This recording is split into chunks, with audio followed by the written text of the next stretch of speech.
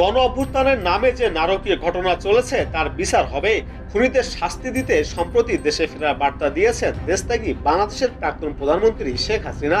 Virtual মাধ্যমে শেখ হাসিনা অন্তর্বর্তীকালীন সরকারকে কটাক্ষ করে বলেন, আমি দেশে গিয়ে এদের বিচার করব।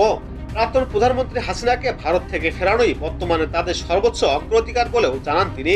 বিশেষজ্ঞদের বক্তব্য, বাঙালি জাতিসত্তাকে উস্কে দেওয়ার হাসিনার ভার্চুয়াল বার্তায় সিঁদুরে মেঘ দেখছে ইউনূস জামাত সরকার।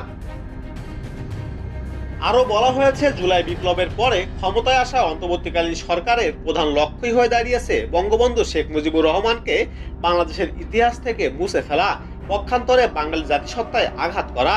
জামাত ও তৌহিদি জনতার মধ্যে মৌলবাদী সংগঠনগুলি ইতোমধ্যেই মুজিবের ঐতিহাসিক ৩২ ধানমন্ডির বাড়ি ধ্বংস করে বাংলাদেশের আকাশে ইসলামিক স্টেটের পতাকা উড়িয়েছে।